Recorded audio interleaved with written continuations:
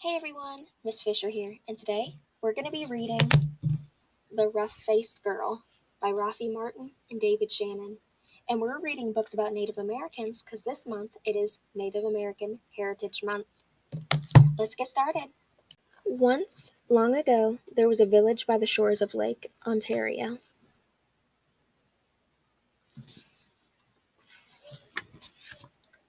Off from the other wigwams of this village stood one great huge wigwam. Painted on its sides were pictures of the sun, moon, stars, plants, trees, and animals.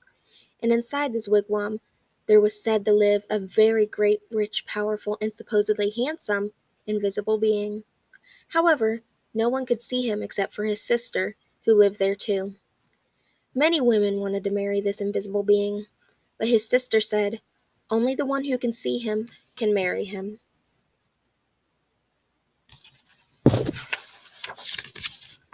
Now, in this village, there lived a poor man who had 3 daughters.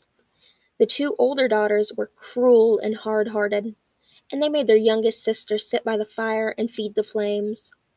When the burning branches popped, the sparks fell on her. In time, her hands became burnt and scarred. Her arms too became rough and scarred. Even her face was marked by the fire, and her beautiful long black hair clung ragged and charred. And those 2 older sisters laughed at her, saying, "Ha! You're ugly, you rough-faced girl." And they made her life very lonely and miserable indeed.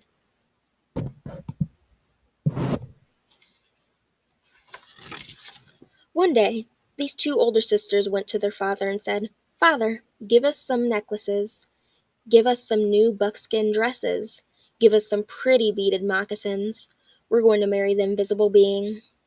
So their father gave them these things. Dressed in their finest, the 2 girls marched through the village. All the people pointed and stared. "Look at those beautiful girls," they said. "Surely they shall marry the invisible being."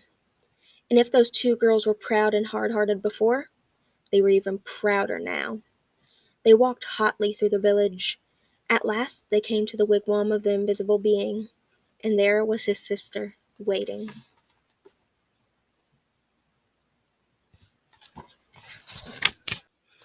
"Why have you come?" she asked. "We want to marry the invisible being," they answered. "That's why we're here." "If you want to marry my brother," she replied, "you have to have seen him. Tell me, have you seen the invisible being?" "Of course we've seen him," they insisted. "Can't you see how pretty we are? Can't you see the beautiful clothes we wear?" "Oh, yes, anyone can tell that we've truly seen the invisible being." "All right," she said quietly. "If you think you've seen him, then tell me, what's his bow made of?" And suddenly, her voice was as swift as lightning and as strong as thunder.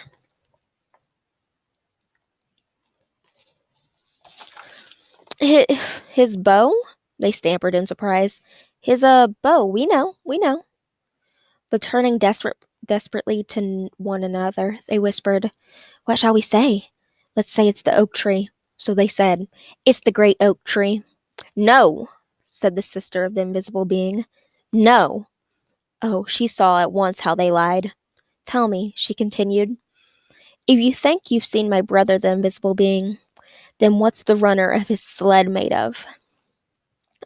We know," cried those 2 sisters, but whispering feverishly again, they wondered, "What shall we say? What shall we say?" "Let's say it's the green willow branch." "No," said the sister when she heard. "No, you have not seen my brother. Now go home." "Just test us fairly," they exclaimed. "We've seen him. Just don't ask us all these silly questions." "All right," said the sister of the invisible being. "Come with me." And she took them back to the great wigwam and sat them in the seats farthest from the entrance, the guest seats. Soon they heard footsteps coming along the path. Then something stepped inside. Though they heard breathing, the 2 sisters still couldn't see a thing. Suddenly, a great bow and a beaded quiver of arrows appeared in the air and were set down. But though those 2 girls sat there, their eyes wide, all through the night, they never saw a thing more. And in the morning, they had to go home, ashamed. The next day, the rough-faced girl went to her father and said, "Father, may I please have some beads? May I please have new buckskin dress? And some pretty moccasins? I'm going to marry the invisible being for whenever I look, I see his face." But her father sighed. "Daughter," he said, "I'm sorry, I have no beads left for you. Only some little broken shells. I have no buckskin dress, and as for moccasins, all I have left are my old, worn, cracked pair from last year, and they're much too big." But she said, "Whatever you can spare, I can use." So he gave her these things.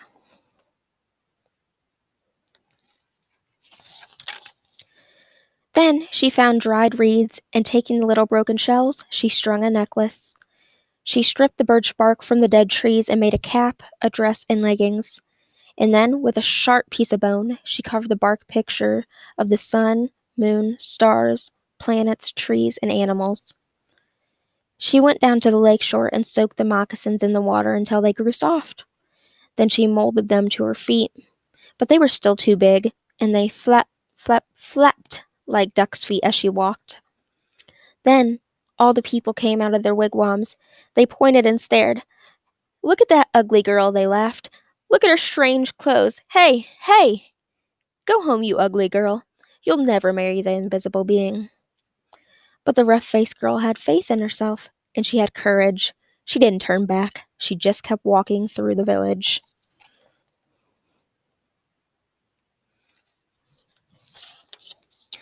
As she walked on, she saw the great beauty of the earth and sky spreading before her. And truly she alone, of all in that village, saw these things. The sweet yet awesome face of the invisible being.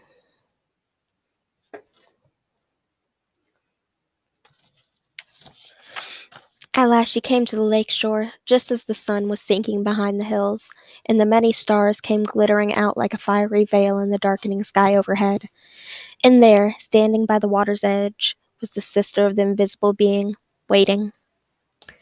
Now, the sister of the invisible being was a wise woman. When she looked at you, she didn't just see your face or your hair or clothes. No. When she looked at you, she would look you right in the eyes, and she could see all the way down to your heart. And she could tell if you had a good, kind heart or a cold, hard, and cruel one. And when she looked at the rough-faced girl, she saw at once that, through her skin, though her skin was scarred and her hair burnt and her clothes strange, she had a beautiful, kind heart. And she welcomed her dearly, saying, "Ah, my sister, why have you come?" And the rough-faced girl replied, "I have come to marry the invisible being."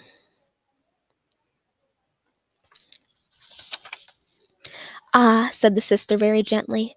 "Now, if you want to marry him, you have to have seen him. Tell me, have you seen my brother, the invisible being?" And the rough-faced girl said, "Yes." "All right then," said the sister. "If you have seen him, tell me, what's his bow made of?" And the rough-faced girl said, "His bow?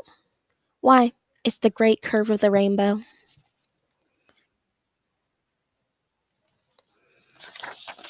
"Ah!" exclaimed the sister in excitement. "Tell me," she asked, "if you've seen my brother, the invisible being, what's the runner of his sled made of?" And the rough-faced girl, looking up into the sky, said, "The runner of his sled? Why, it is the spirit road, the Milky Way of stars that spreads across the sky."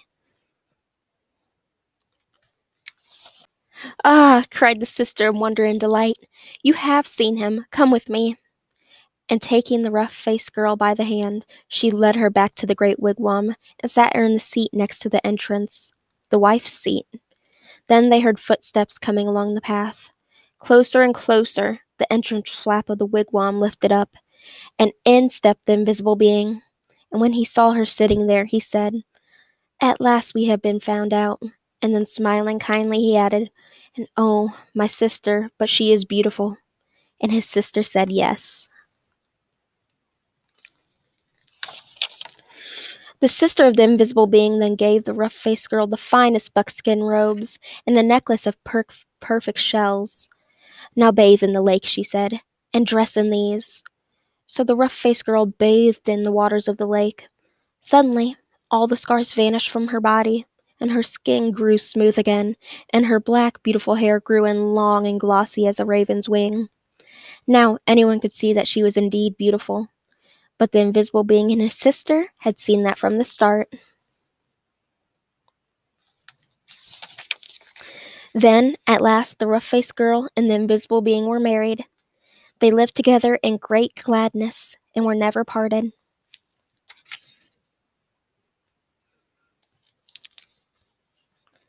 The end. All right, everyone, that was the rough-faced girl. Now, if you're looking for anything else that contains Native American heritage, we also have Meet Kaya, an American Girl, in the library, and we have tons of Meet Kaya books. Like, there's about 8 of them over here. I have in a pile. In this book, Meet Kaya is about a little girl in 1764 with her tribe, and it tells tons and tons of information about past Native Americans and present day Native Americans. All right, I hope you enjoyed the story. I'll see you guys next time. Bye.